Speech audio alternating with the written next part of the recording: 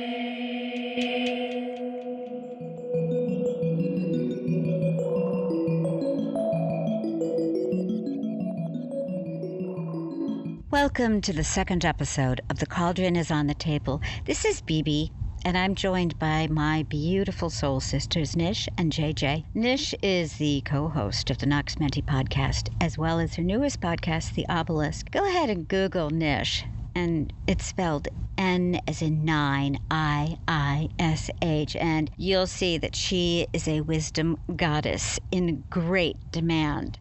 In addition, she has her own YouTube channel where you will find her exquisitely deep musical video pieces. JJ is an accomplished metal and crystal artist, a bona fide fire-breathing goddess. She forges metals and works crystals to create powerful pieces of magical art jewelry. As for me, well, you can find my blog and my photography at thebibiblog.com. Look below for the other links. We recorded this episode, our second one, on my birthday, which was September 30th. Now, my apologies go out to everyone for the delay in getting this to you all. Since that day, believe it or not, I've become a student of astrology, and it's taken a bit of time for me to regain balance with my other passions and loves, such as this podcast. We had a great conversation, and I really think you guys will enjoy it. I want to say the cauldron is once again on the table. Yeah. Hooray! Yes. Niish and JJ. Oh, it's so good to spend time with you again. And, you know, we've come around. So much has been going on. So, JJ, I want to start with you. I want to ask, give us please, your just wherever you want to go, your assessment, you know? Okay. Wow. Well, holy cow. This month has been, I actually couldn't keep track. I felt like this month was 2 months in one. It was so, from the beginning to the end, it changed so drastically in so many ways. I can't even begin. I can't. It was so, at least for me personally, I don't know about anybody else, but it just was such a transformative month with so much going on. And it honestly really did feel like 2 months rolled into one.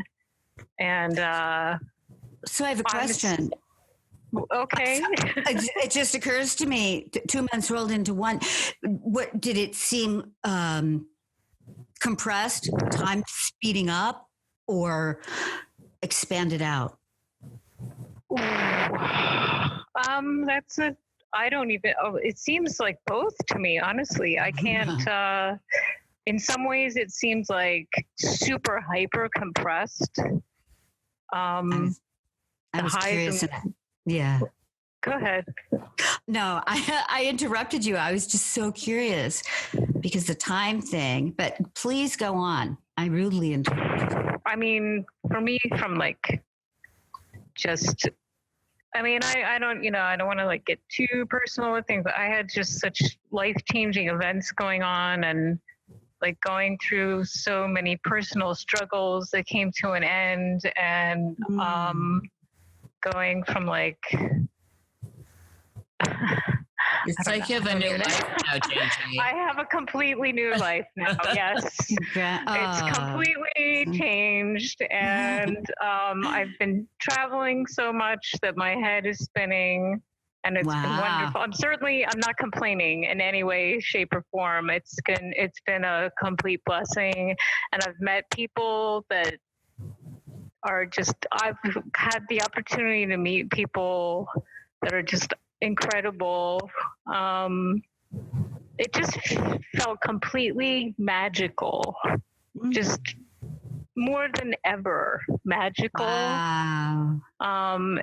And also it's been extremely difficult on me energetically and physically. So it's really been, I used the phrase topsy-turvy quite a bit this month. I mean, as far as so huge changes. Yeah, I mean, totally. I mean, honestly, since the last Cauldron, I mean, we had a lot going on this summer, and we talked about it the last Cauldron with the energies coming in or whatever. But this month was like, I couldn't even foresee this kind of, I don't even know what to call it, quite honestly. I'm still trying to wrap my head around it all. I wanted to say with JJ in particular that it's the stuff that's gone on for JJ is classic Uranus and Taurus, just big changes out of the blue almost of your domestic life. Oh yeah. Yeah, totally. And not like so many people think it's a bad thing. Yours have been really good. So it's like opened up the road. You know, Completely. that's true. Yeah.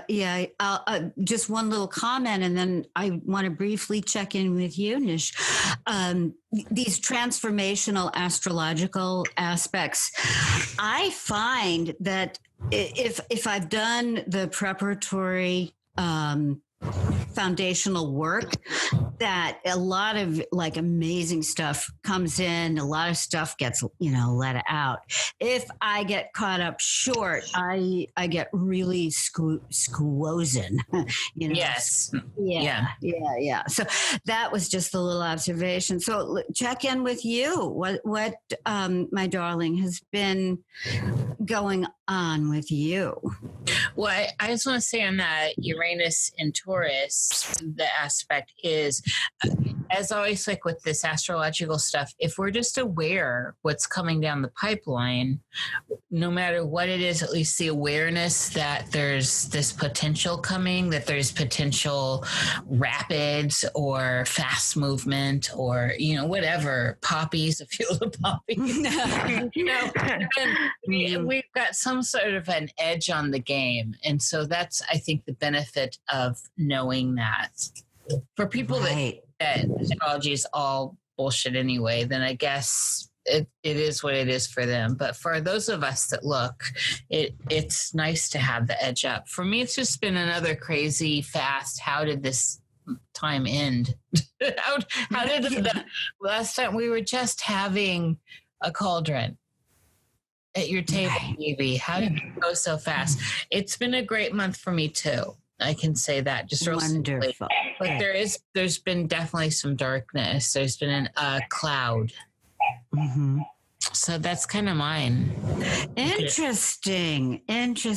I've been very aware of the cloud on this end of the table, but it's been observed in neutrality for the most part for me, which was just great. So in a way, I've been watching a lot of stuff leave.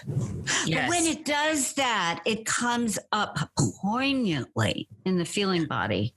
Yeah. And part of the trick I found is understanding that and knowing, okay, I don't really have to go through and process this anymore. There's no need to. It's leaving. And bye-bye. And thank you. Lots of love. And let's see what's really happening here. And when we started this, I asked both of you for a little bit of time, because as I sat down, I realized that I was feeling super expanded. That's been going on a lot. So much so that sometimes I have to look down to watch where my feet are going. Oh, nice. Yeah, it's pretty wild. It feels like we're on the verge of the levitation world. Yes, bring it on.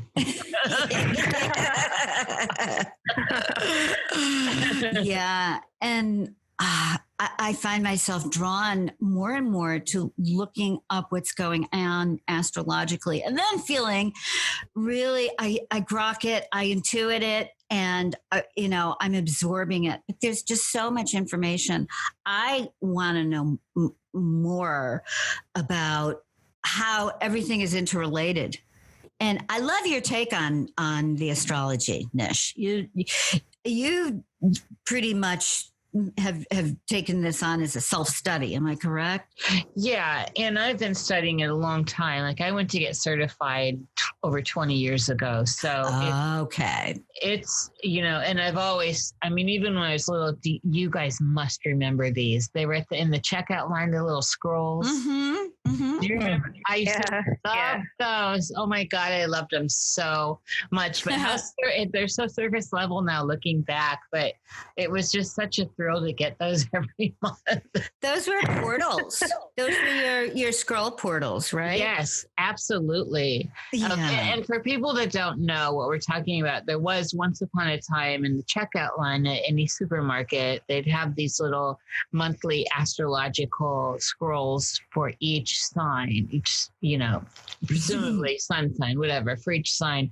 And you would get yours. They were just a couple bucks. And it lined out basically aspectarian stuff for the month by the day. So, and I just was so faithful to them. It was, that's Linda, what was her name? Linda Goodman. Yeah. Right. Aww. Yeah. So, I guess I actually have some astrological questions for our Niish here. I am so intrigued with what's going on with Saturn and Pluto. Mm-hmm. And the more I listen and read up, the less I know. And I'm feeling it. And I just went, actually yesterday, it occurred to me, now, wait a second. You, Bibi, have Sun in Libra and your rising is Capricorn. And, we've had this little interchange about Pluto. I've always been drawn to Pluto. I love Pluto. I love Pluto too. Yeah. I love that about you. And I'm encountering a lot of fear on the part of others regarding Pluto, but that just goes to the fear of death and all of that. So, that's understandable. But is there something that would be affecting somebody like me who has lots of Libra and a rising Capricorn? So I meant to say this and I'll say it here, but I'll send you this. So Lada de Shiva has this site where you can go, and this is I'm not affiliated with this, but I just think it's the best thing ever. And cool. It's on her free site. It's free. It's a public service that she offers to the collective. It is service to others. And she worked on it for like 4 years. Oh, wow. And it does your personal aspects it for free every week. So it unlocks a day at a time. You can pay to have it unlock the year or the month, whatever, but I just use the free and it locks a day at a time. And I use it with my aspectarian and other stuff I look up, but it's just easy click clickable. Oh, great. I'll send that to you and JJ and show you and with a couple screenshots to get set up. But it's just at her website under free, natal charts and transits, and you just check in every week and see what's going on. And it's specific to you personally. It's your transits based Beautiful. off of your birth chart, and you can see where these things are affecting you personally. And it's a powerhouse of information, of tools, and most astrologers use this stuff for themselves anyway. I do, but she's made it just clickable easy, since I no longer have the Kepler software that I used to have, and get back to having to do all this stuff by hand. Wow. So that's really generous of her. That's very cool. It is service to others. She's a great lady. And so after the show, Bibi, I'll send you and JJ that link. And so I will spend more time here. So yeah, that's beautiful. That's how I'm answering that question, because I think you'll find the answers you want on your personal aspects. Okay, that's exactly what I wanted to hear. And for anybody who's listening and or watching, those links you'll find below in the info wherever you happen to be with this. Yes, so we'll get them to everyone. Yeah, and thanks to Lotta. I mean, seriously. Yeah, I came in here wanting to talk with you ladies about a couple things. Please. Yay. So, and there's, through the month, I should have had a couple notes, and I didn't write notes, but I specifically, so for me this month, there's been a lot of reviewing about other people. Mm-hmm. And where like the veils have come down, and I'm starting to see people in a different light. Mm-hmm. People that I had put some trust in or some faith in, some, that kind of love into, that I'd, spend time with them. And it so none of it's ill tinted to me, because that's not the stance I come from. It's just illuminating. And I'm wondering if this is something that's going on. It's very Plutonian. And I feel like as a result, I'm doing a lot more stuff just on my own. I've just decided I am not going to, less and less I'm counting on other people. And I find that kind of sad, because I've been here before and I try to be open, and it hasn't changed my love for anyone. It hasn't changed how I feel in my heart, but it has changed how I depend on others for certain things, like even creatively. And I'm just wondering, has any of that found its way into your worlds at all? Yes, I know of what you speak. Now, for me, the theme is all around trust and boundaries and perceived. And I underline that word, perceived betrayal. And it's been a cycle. And right now, that cycle is part of the stuff I was referring to earlier that I watch leaving, that feels very poignant. And when I say poignant, there's just a lot of, I'll use your word, JJ, topsy-turvy emotional tonality. And it began for me in 2016.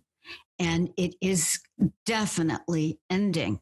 I don't have any astrological or numerological data to back that up, but it is something I'm very aware of consciously, and it's a gift the way I see it now. All of these people that I put so much. I've gone through so much. So, the initial phase, it's like the phases of grief, but the initial phase is absolute shock and dismay.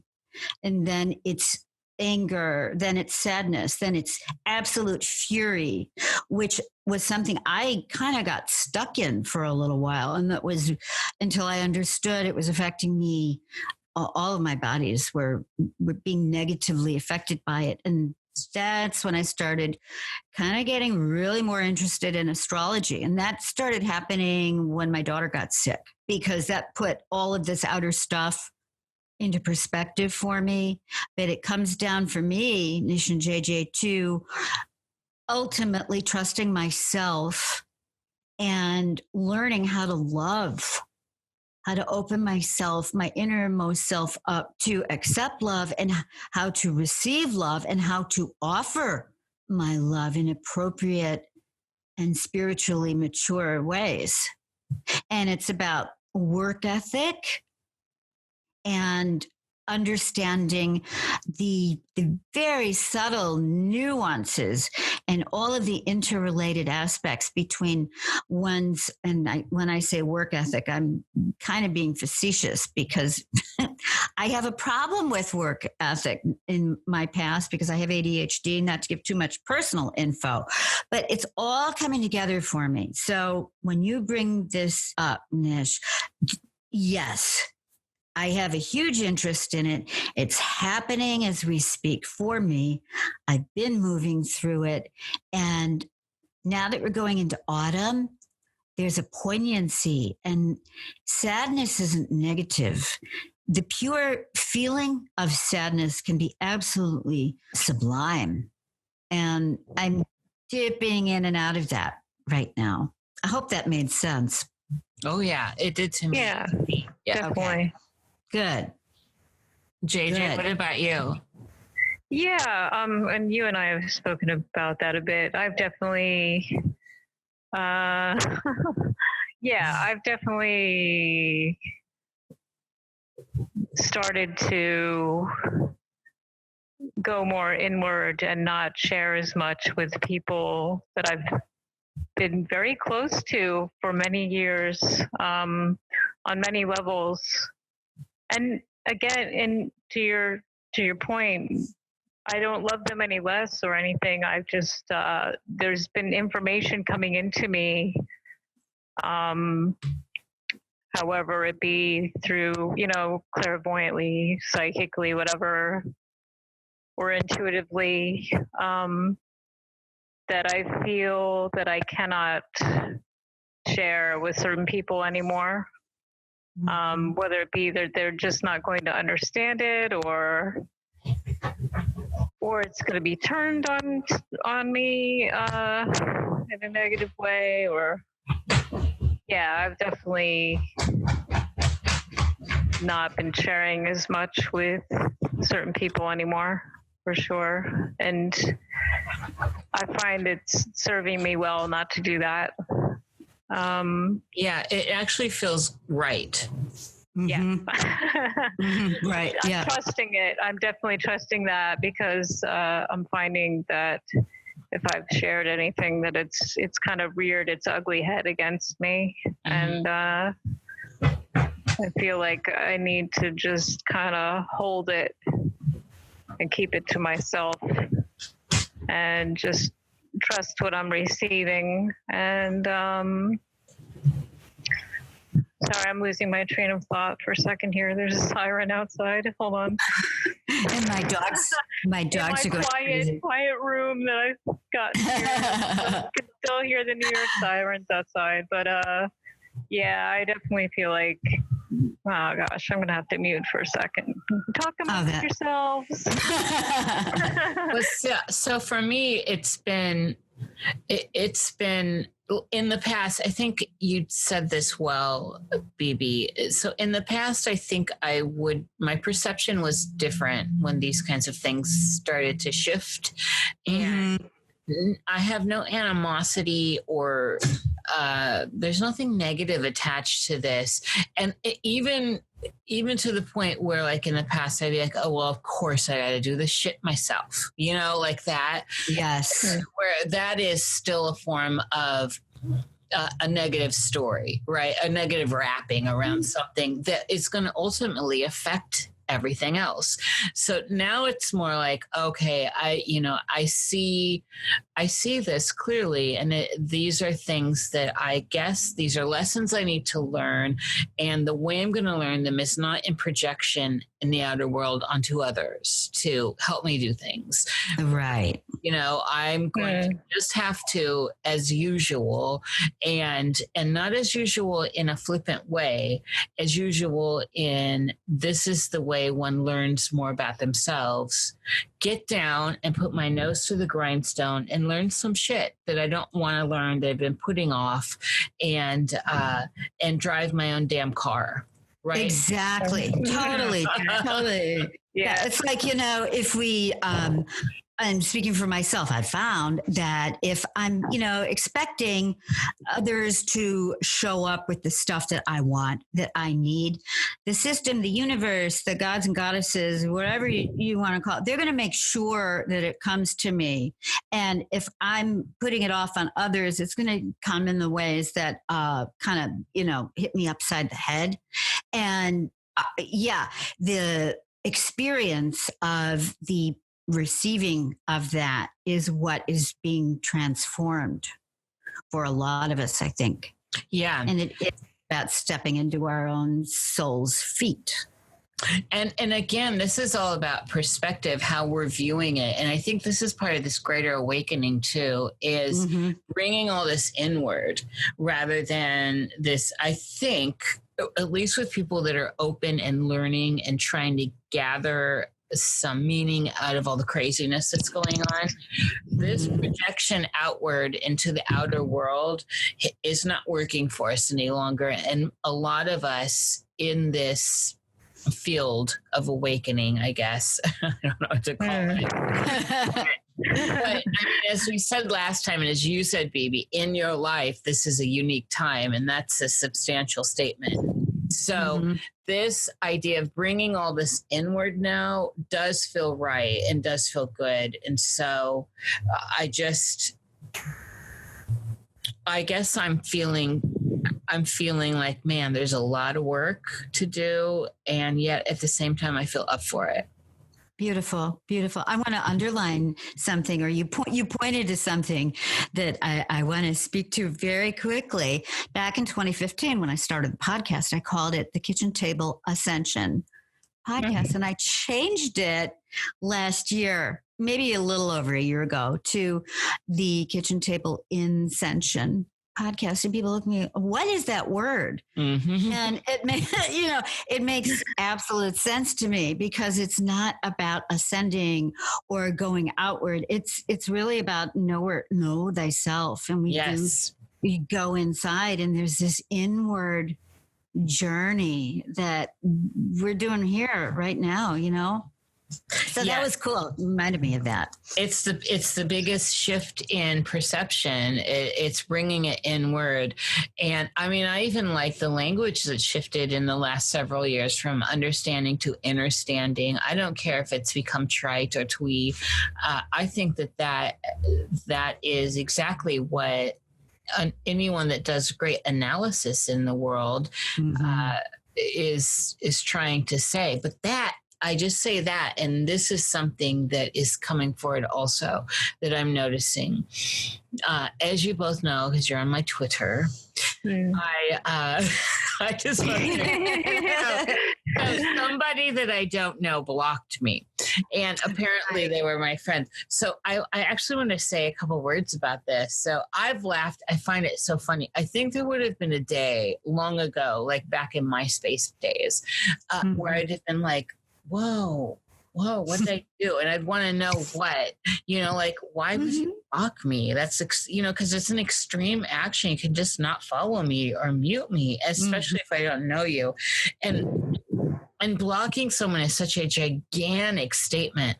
And I've blocked them. I have blocked in the past where it's been like a stalker or something. Right.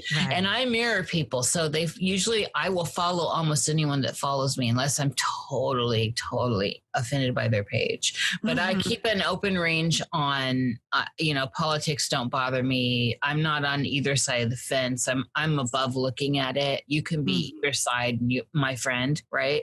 And so I was laughing about this. That's why I put it on Twitter. It's like, why? And of course, it's a profile picture of Claudius from like that Claudius series. And it has, nothing identifying this person who's probably a fucking bot, you might as well be a bot. I don't care if you're a person behind it, but if you're not identifying yourself and you're creating actions and words that are extreme in the world, and yet you can't come forward with an image of yourself, shut up. Here. Yeah. Demon be gone. So I just want to say, I find it interesting how extreme some people's actions are today. And when I went to look, I also, in that same day, I found a couple other people had unfollowed me, and through associations I've had in the past where I just did a podcast where I'm talking about religions and all that. And I loved listening to that, by the way. And being a God, yeah, king and all that. It's like, man. And so some people in the occult community have taken offense to that, and I knew they would be because they're in there, they're paying to play, and they're doing all this stuff that I have done in the past. I've done it. I've been there. And then, it's so cliquish that if you stop paying to play, then you lose your good friends that were there. And so yes, there are, and I say this because there's like a psychoanalyst that's done this to me and who's well known, and I don't know her, we're not friends. So it's an association through a group that I belonged to at one time, where I'm not in favor because I'm not not a group person. And this is a group that pitches itself as a group of people that aren't group people. Of course. Yes. That's the funniest thing. Exactly. Thank you. And so there's been like that backlash, and I'm sure that person that did that is probably associated with those people.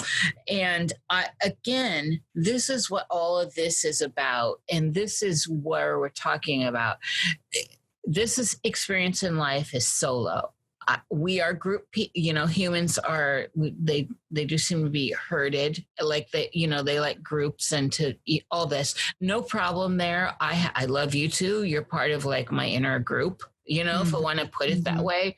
But I don't need you to help me with my identity of self.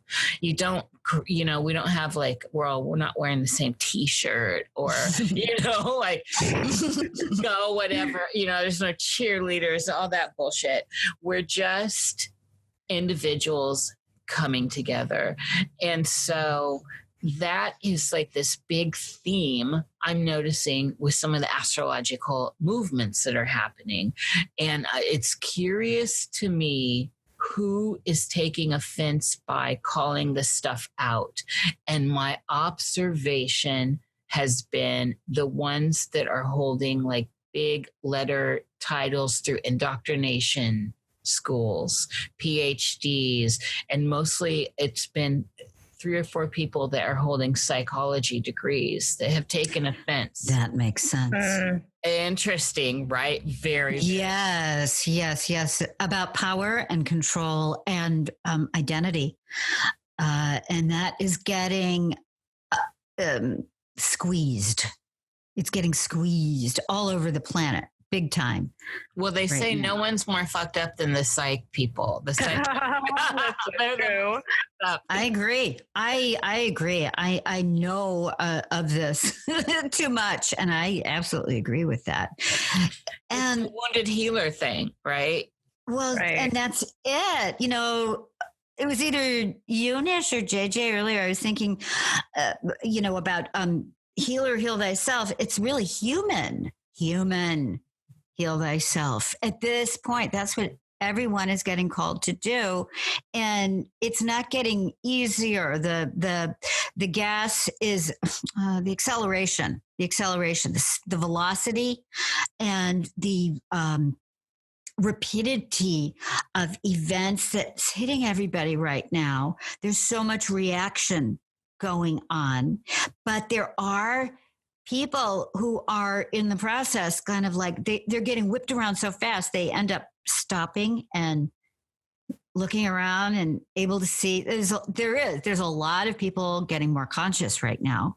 Yes. And there's also there's so much chaos too. It's kind of insane, which is why, again, I'm going to speak to this. I don't care if it's corny and if it gets old. It's not old to me. I just crave, it's like this Cauldron is my still space that I look forward to now. And this is only the second one, but it's like having these pockets of, let's say, clarity and stillness and enlivenment for me to look forward to. It's really delicious. Well, we were doing these before you made it a show. I mean, we were. This is true. This is true. Yes. Yes. Yeah. I know. And so I am finding that I'll unravel. It's like it gets hard to speak the language in 30 seconds of time, and then 2 minutes later, the articulation is flowing through effortlessly, and the ability to express non-language ways, not abstractly, but maybe through my art or whatever. But it's like, I'll use that word topsy-turvy again. I love it. Thank you. That's the best description I can find of late is topsy-turvy. I don't know where it came from. I don't know. It just dropped into my head one day. I'm thinking of the ring that you made for Niish. The image. Oh my God. Oh my God. So that was something well needed. Yeah. I just will tell you, Bibi, you have one of her rings. It is. Yes. It's amazing. That's all I can say. Thank you. I'm stuttering on it. Power jewelry comes to you when you need it. And power stone, like crystals in particular, come to you when you need it. Like I originally was not having that particular specimen because I'm more of a gem tone girl and it's an earth tone. and somehow it was just like, I couldn't stop thinking about it. I did it to Bibi too. I did that to Bibi too. She's like, "Oh, I want something blue or green," and I'm like, "Here's this." I'm like, "That's great. Here you go. This is." She's like, "Oh my, I don't know." I'm like, "Yeah, but you need this one." This is where I trust you, JJ. And when I went to look up the properties and everything, it's literally everything I need right now around me. It's a coat of armor to deal with all the stuff we're talking about. And so there it is in a power ring. Well, I'm glad it worked out. Because I'm like, well, I'm like giving option. I never try to like force anything on anyone, but I'll show pictures and be like, well, what do you think about this? I kind of like feel it out, but I don't know. I kind of had a sense of that's what you were going to end up with anyway. I wrote a blog post and I titled it "My Power Ring" from JJ, something to that effect. The power ring is absolutely the phrase. And you, my metalsmithery goddess. Yes, I remember I was thinking of a gemstone, and you're like, "Here, this is what you need." And the journey with just my ring, it's for very, very special, important, let me call them, because I'm not in the tradition that you are, Niish. I'm a self-declared person who is very connected to, let me say, magical workings, but it's my stuff. I don't associate with anything else. I've done a lot of reading. I've never belonged to a group, but this ring that you bestowed upon me, JJ, has sort of created this expanded space in my life for that. And saying, no, you are doing this. You're doing this now. This is how we're coordinating it. This is how we're working with everything else. So it's pretty amazing. I don't. Do you realize how powerful your jewelry is? It is. I'm starting to accept that and understand it. It took me a while. Good. That's great. Starting to get that. I actually, while I was away this past week, had the honor and pleasure of meeting two really, really fantastic, well, a few really great people, and two women. And the second woman is a major cancer survivor, and it's another new soul sister out of nowhere, from Airbnb, really crazy, but actually both of them. And the second one, the cancer survivor, has entrusted me with her family keepsakes, but she wants me to make her a power piece. And she's a writer, and she's writing this amazing story. I can't wait for her book to come out. But anyway, so I'm doing a piece for her, and she's letting me choose her stone and all that. So it's becoming a thing. Right. You're an oracle like that. And that's the thing. Right. And I want to say something important about the magic aspect here. And this is why I associated this word oracle with JJ right now, is because, like, Bibi and I, with our experience in the ring, and JJ showing us specimens and all this, and we had ideas. I was really set on aquamarine because it's just one of those things I love, as I'm holding my aquamarine skull right now, is that in magical tradition, and many of them, the power pieces, the power stuff that you need actually comes to you. So you think you want something, and you go, and yes, that's powerful, but it's the stuff. So, right. We both asked JJ to make us these rings, but what came to us were things we weren't expecting, were specimens we weren't expecting. And that's where the magic comes in. That's where this is from a deeper well. And so where I thought I wanted this, and I thought, of course, we need this is what comes forth. And that's a sacred art in and of itself. And there's somehow, of course, we know and love JJ, so we know that how psychic she is. But this is where she's tapping into that energy. She's like somehow tapped into that oracle, that Pythian or Sibyllistic type energy to get the right things to people, and in an interesting way, by doing this kind of custom work. So yeah, we paid, but it's not, I didn't get an aquamarine. I got an aragonite that has changed my energetics here that I needed and I didn't know I need. And therefore it becomes more important than this other ring, say I bought because I wanted this. And so I don't know if that explains it clearly. Magical things that are really, truly magical come to you in those ways. That's honored in lots of traditions. That's a good explanation. I really appreciate that, though. I mean, I I don't feel like some kind of oracle or whatever, but when I'm doing the work or selecting the specimens and stones, I definitely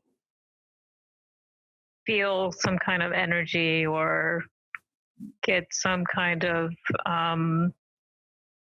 imprint or something. So, I don't know. Ever come out as I appreciate that. We'll have to slap you down. I was just thinking that. No, I think it's great that you don't feel like an oracle, quote unquote, because this energy is expressing through you, you know, and your beingness is expanded enough and large enough and strong enough to hold that and be able to provide that and offer that to people like me and Niish and these friends of yours that you met. That's exciting. That's beautiful. I love it. I always take it as an honor to be able to do that for someone. Mm-hmm. And so, I mean, and this also gets to what I'm on about recently too, is people that like, so say JJ all of a sudden says, I'm a shaman, you know,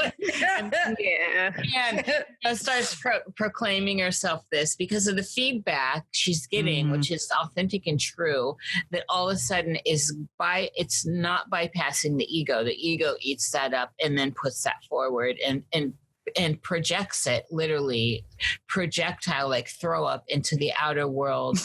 and where we see these people, right? We see these people that come forward and they start throwing these titles on themselves. And it's like, that's what I'm talking about. JJ's description of it and kind of almost rejection of the oracle, even being associated with that, is what I'm talking about. Be yourself and inhabit that. And this ego filter on the surface shows. It's showing so clearly now with so many people just how deep they are. And that's one of the beautiful things about this great revealing, this great apocalypse we're in, is that now we are starting to see the fruit of the trees. And it's becoming so clear with some people that I had a lot of respect for and have supported in one way or another by buying a book or, you know, just pushing their name, whatever. So that this is a theme, and it's getting back to what you're talking about, Bibi, right now. And this is all part of that Pluto stuff. Wow. Deep. I just had this physical sensation of going in and like on a coal train, going down to the center. It's rich. Ooh, I love the coal train analogy too. That is good. Oh, and that is, you know, so alchemical. Oh. I hear you. I'm sorry, I have to say something. I am actually at a place called Alchemical. Yeah, sorry to interrupt, but that's where I'm renting this piece. Of course you are. I love it. Anyway. You need like a little synchro bell. Yes. I celebrate you both for you're authentic. You're constantly learning how to become better at being yourselves. And I say that with the perspective of the timeline of being like 20 years older, maybe 30. And the fact that it is my, as they used to say in the old world, it's my name day. And also, I am going through this purification process. I'm getting highly fired in this cosmic kiln. I still don't know what I'm supposed to, quote unquote, be, right? And this is the crux and the core for me. And it's so helpful and so useful for me to hear you both speak about your work and how you're perceiving and how you're expressing. And you're both extraordinary artists. I have my own things that I do, but I'm still at this threshold of I'm holding on to the lintel. I'm not letting go yet, right? Does it? And just keep going. It's so nourishing to witness you beautiful women becoming really full human beings and taking on the mantle of being here and expressing what people like me can truly appreciate and benefit by. So I'm here a little bit hovering in mid-air. Maybe that's that levitational, part of it is being aware of the expansion and the ascension, my word, and I love it, that's going on. But part of it is also this, I admit it, there's like, I have one toe in the water.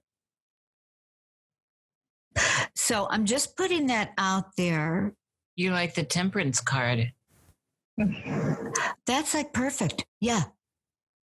I don't, I'm rendered speechless by what you just said. I get it. I'm going to have to pull that and contemplate that tonight, because I'm an artist, and there's so many different ways this gets expressed through my experience, my story, et cetera, that it's just such a pleasure. And I'm going through this whole letting the identity go. And then there is an aspect of the ego that's very beneficial and that it's very streamlined. And if we can be in a place of complete coordination in the body and along with all the other bodies, and we can handle it, then it's okay. But so I'm at that point where I'm afraid that I don't think I can handle that orientation of just holding the energy that flows through me that is screaming to continue to be expressed without getting my ego involved. And I see both of you, you're doing it. You're just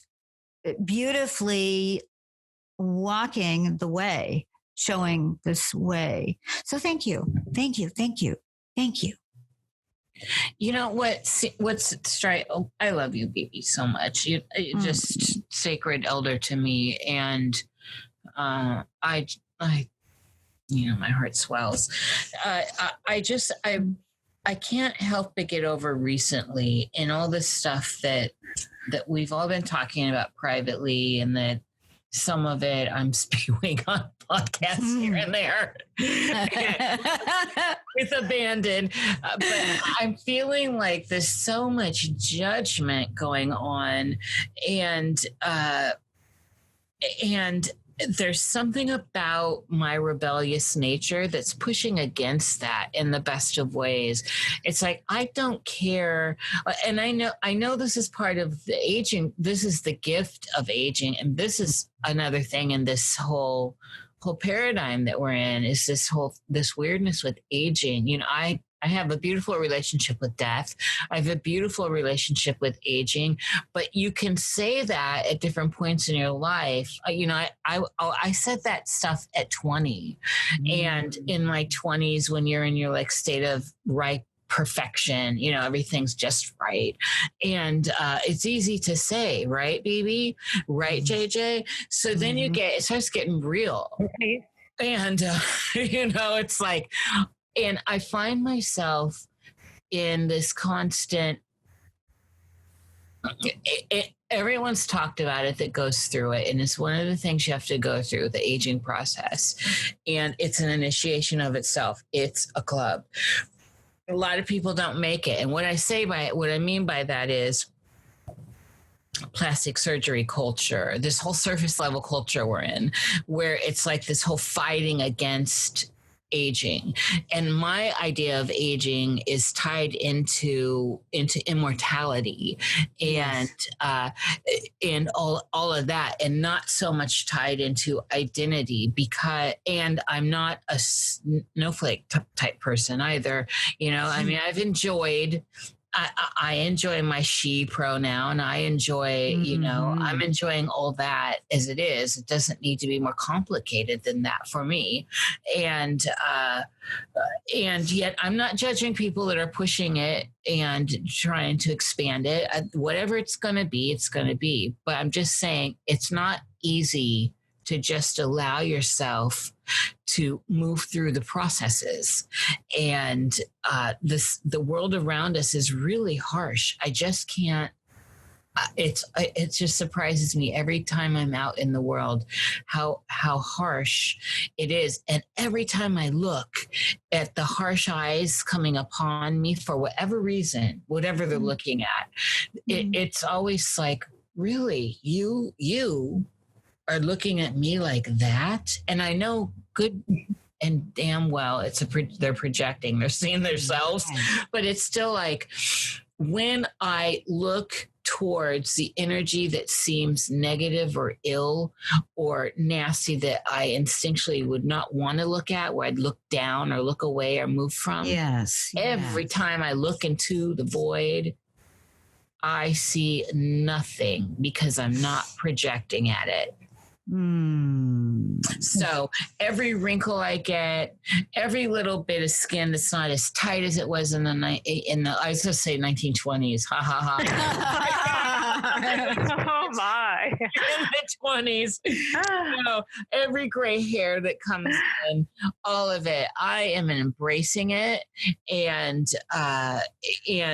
I just don't care. I was having these conversations with people like, well, if you're in the public, and women that are in the public have to do this. And Bibi, you know this, being in the biz, like women that are in front of the camera, it's gotta do it. I'm like, really? You don't have to do it. No, you don't. I mean, come on.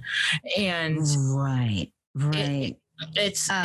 It's this embracing of letting the natural process happen. It's like you taking photographs at a macro level of we're looking, JJ and I are looking at a macro photo of a green kyanite that is that's losing me this whole time.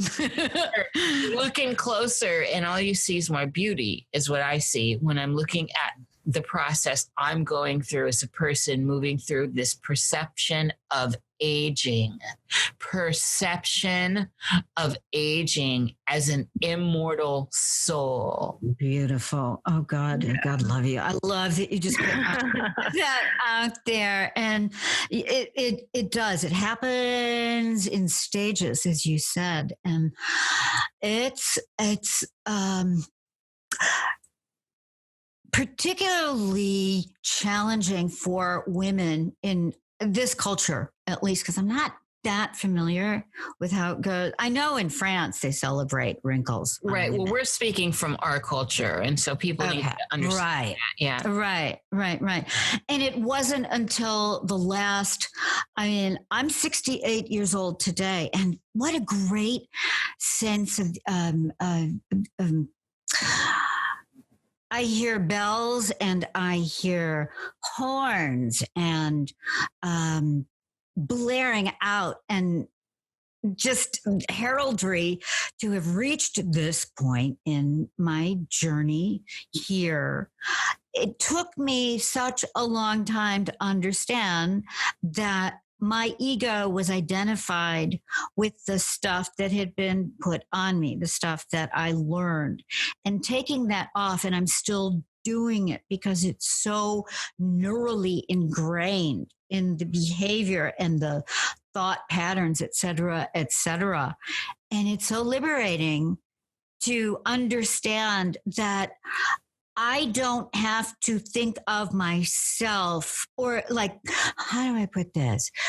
Navigating through a sea of people via sonar in terms of how many people are looking at me as I go through the room is how I am finding the edges of my body defined, how I look, how I'm coming across from the feedback I'm getting from the outer world. This is how I live my life. I was taught this. I think how a lot of people do. And it wasn't until rather recently that I started seeing this and letting it go. And there's a real sadness in that. It's quite a passage. And it also goes to the maiden and the matron and the crone. And I'm at this stage of stepping into my elder Cronehood. I used to hate that word crone. I just hated that word crone. It scared me. It made me think of the evil witch with Hansel and Gretel who lived on the, in that horrible house where she threw children in the oven. That's what I thought of as crone. But that's not it at all. That's not it at all. No, the crone to me was always my favorite, by the way. And but I bless you. I do see how that image has been put upon us women and men too, but to a lesser degree. And so it's interesting how it always has to be terrible and always has to be disfigured and horrible and ugly. And it's not. It's empowered. It is this is the whole game with all of it. This is the core of the game. When you start we get memory wiped. We die and something happens in this process. We came into this life, most of us, with a memory wipe. You don't know where you come from. You don't know what you are. You have to learn how to tie your shoe.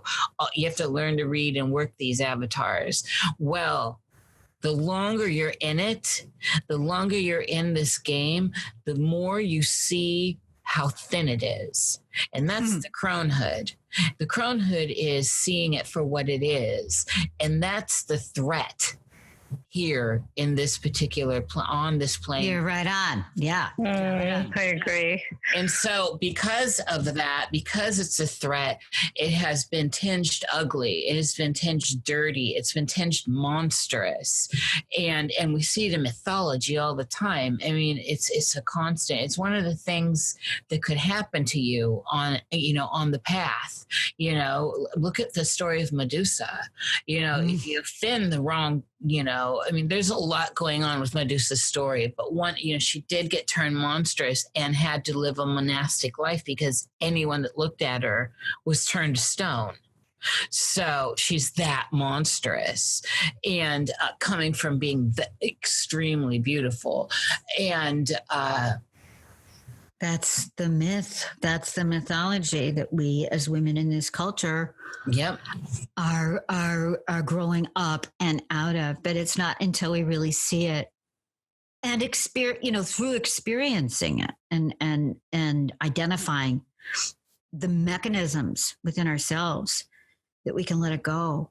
So that's what I'm experiencing, and it does my heart such good to hear women, even though age, it's timeless, there is still this linear progression. There's just, I have no doubt about that in my own experience, that we meet as sisters, yet I am old enough to be your respective mother. Okay. We are sisters, and we've been sisters in so many, and are in so many different worlds and aspects. But it's seeing you both so much further ahead than I was 20, 25, 30 years ago. I was lost, man. I really was. And congratulations. Well done. Beautiful. Oh, that's really, thank you. It's great coming from you. Thanks. But this is, for me especially, it's having always seen my elders as sacred, and especially the women. I've never felt in competition of women. I think that I've always seen that as sad, how women can do with other women. And it happens to me a lot. I mean, it tends to be really the majority of hatred I get is from other women. And it's so bizarre to me because I'm so I feel such a sisterhood. It's like, as if they only knew, if they could just, get outside of their self-absorption. It's been the same experience for me. I've had so many women hating on me because they don't want to. They just have such a, and I was such a late bloomer, and it took me a lot of like hard lessons and struggles and whatever to get where I am, where I just really don't care anymore. I feel such, I'm really not threatened anymore by like younger women or whatever. And, you know, like I really just don't care.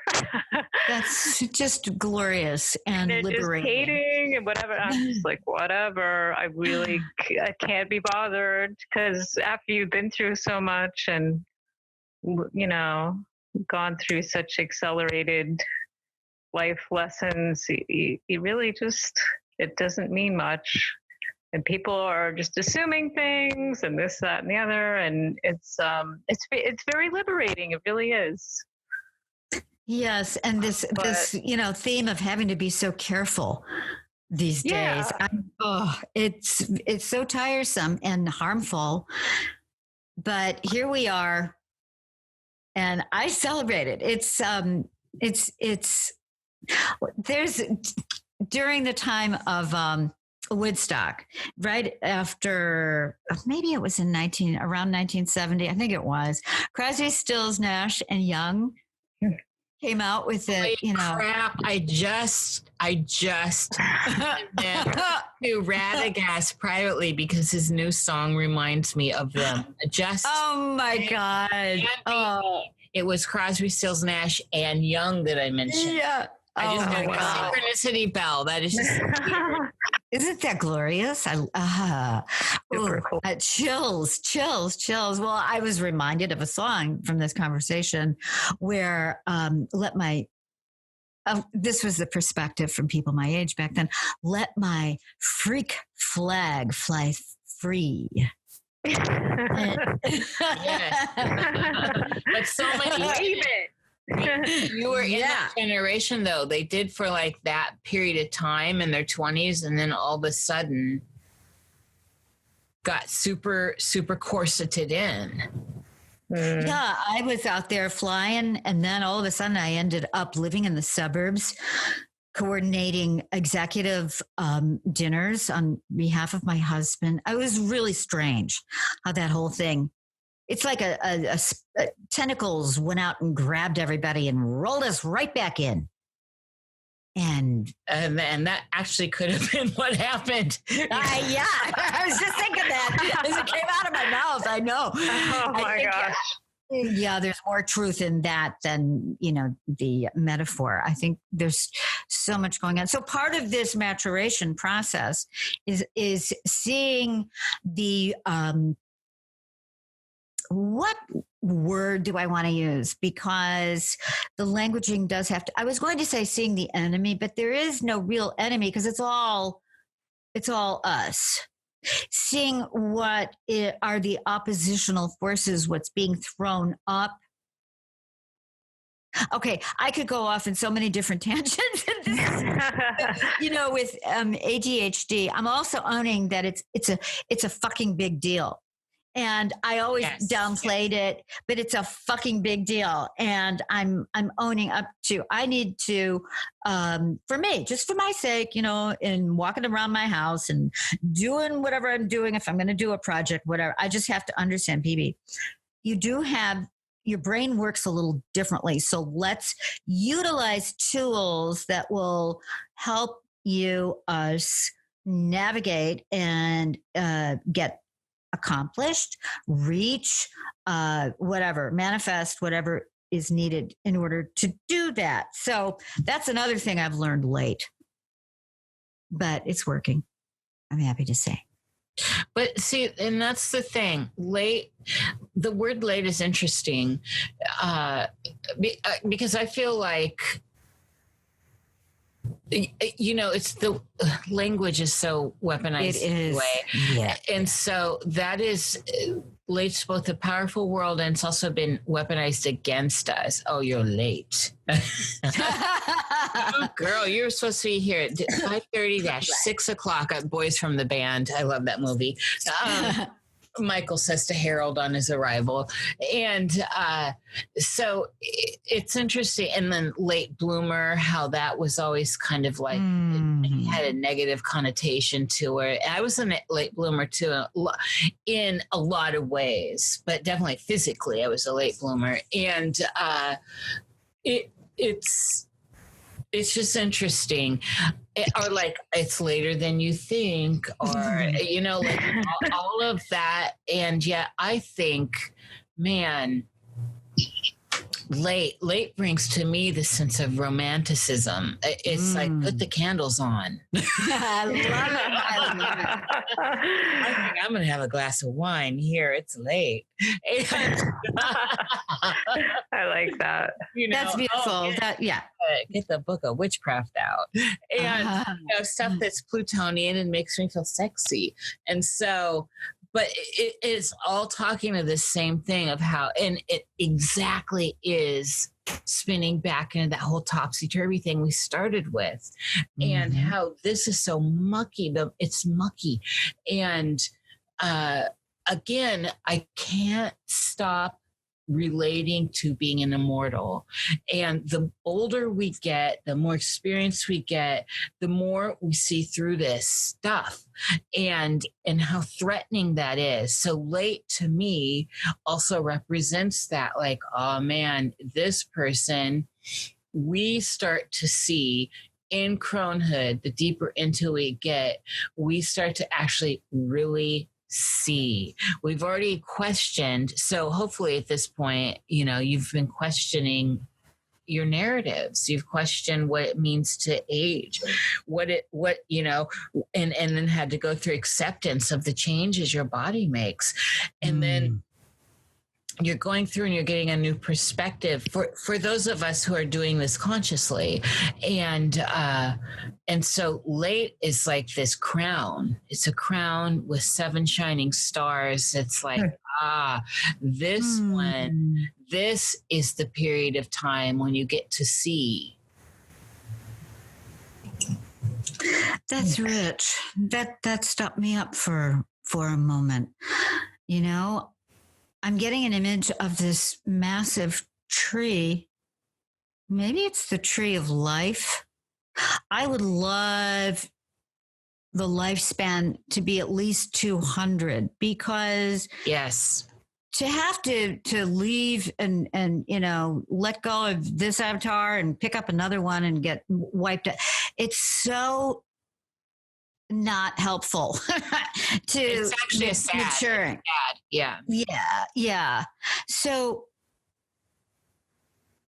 I really would love to show up in this body for my 200th birthday. I really would. That would just be great. Well, Bibi, we're on the brink of that. I think that we have been for a long time.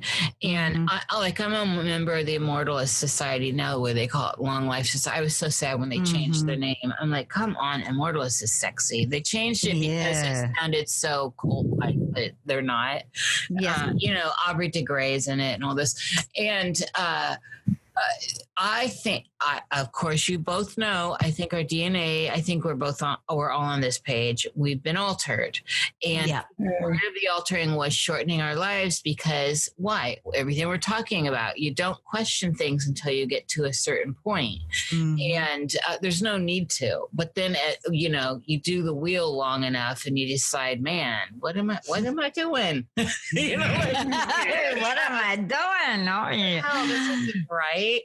And shit, this has been a fun house and it's not fun anymore. And so we are starting to understand the idea of the telomeres and how the DNA has been damaged, or AKA manipulated, to start shutting down. And because we understand that now there are enough independent scientists coming forth saying, oh, we see, although I do think privately and behind scenes, this is nothing new, but the independent scientists that are coming out saying, we are starting to see how we can lengthen these telomeres again. We're starting to see how we can fix this DNA damage there's a lot of great stuff happening right the now. telomere science. Yes. And I was very taken with that when I first read about it, which was about 4 years ago, maybe 4 or 5 years ago is when I first heard about it. And I really wanted to get in on it, but it was just the cost prohibitive. Everything's so well. That's the thing. It's coming down since then, and it's going to continue. Sadly, I don't know that it's ever going to be. I think that the masses, it's going to always be a certain like middle class and above. Mm-hmm. Of course, middle class getting wiped out. So it's. I don't know when it'll be available, but it's out there right now. Some of this stuff, but so for people like me that go in and look at these studies on these journals, look at the data, look at some of the stuff people are putting together, I'm looking at these individual components like stuff we know about. So, the wolfberry, right? The goji berry, the benefits of that, of barberry, of, these are things they're throwing in some of these blends that are helping lengthen the telomeres. And so if we can start to unravel it in a holistic, naturopathic way and pull out what we can get from the natural world, all this comes from the natural world. They're just compounding it. And also with the trickery of language, giving these crazy names, and it's hard to see what's really there. But I have been fervently looking into all of this, and have been adding stuff to my personal diet and shifting extreme amounts of experimentation with myself, with different modalities to find what may be working. And I think it's doable for most people at most incomes. And as long as we are able to have access to the data from independent scientists, there's a way. God, I love you. I think that's great. I all have a plan to be doing this for a few more 100 years. Yeah. It starts with our intent, right? It starts with the mental intent of I am immortal. And you don't need to wrap that up with anything else. I am immortal. And as an energetic being, I'm immortal. And then start to come from the mindset of that. And in our little self whirlings, our little self dancing, and through dreams and all this, constantly continue to see ourselves. So when we do the ponder of the linear thing of looking forward, I see myself conscious and aware. I don't see myself being wiped and all of that. We've got to start with those little gems first internally. I agree. I agree with you. I brought up a few minutes ago this image of a tree I was getting, and I really think that it is the tree of life that I'm feeling and seeing on my inner planes right now. And it's all tied to the DNA and perspective and telomeres. And it is intention and perspective. That was a theme, that we started talking about earlier. Perspective makes all the difference. It really does. And JJ, I understand that. Sorry. Say that again. Before JJ went on, I'm just saying you can't understate that enough. Intention, big deal. Right, yeah, huge. And JJ, I just the power jewelry that you create. It, as Niish was talking earlier about working with the telomeres and adding stuff to her health plan. I don't know. You know what you're doing. I saw my power ring as part of that, as one of the tools, along with the stuff that we get from the plants. It's the stuff from the earth as well, and the metals and crystals. And it's really hard for me to talk right now. I'm so expanded. I apologize for that, but that's okay. I'm going to be doing just some personal work with gathering my tools tonight in honor of my being here in this body. Because I think birthdays, name days, Solar Revolution days should be celebrated. Absolutely. And there's much energetic power to grab hold of, utilize for one's self, one's own growth. And also there's great power and energy in order to give back that is accessible. And God, this feels incomplete, but my daughter is here and she wants to take me out. And I want to honor that as well. So I'd like us to think about wrapping up for September 30th, 2019. And it's a spiraling. The roots are there. The branches are growing inward. They're growing outward. They're growing to new places that I can't even name. And immortality is a beautiful word. And that's what this tree is showing me.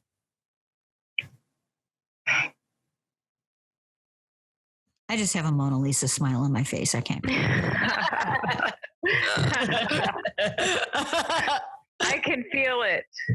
It's wonderful, and you should celebrate your birthday with your daughter. Absolutely. Yes. It's a big deal. Yeah. It's major, and we celebrate you. We do. Thank you.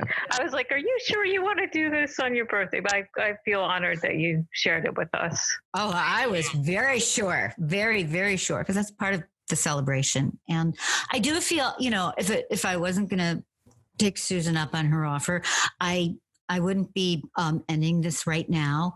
So we'll continue and in our private conversations, and we'll assess and weave back together in a month or thereabouts. Yeah. Yes, we will. Anything that you'd like to say before I end our recording for now? I would.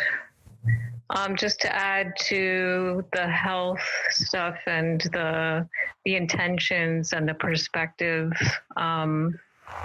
just to kind of reiterate, because I do think that we've all seen, all three of us, keeping the, Niish, you've with the immortal concept, and which I totally agree with, and I think Bibi's on board with that too. And we've all had major health issues, or some of us continuing,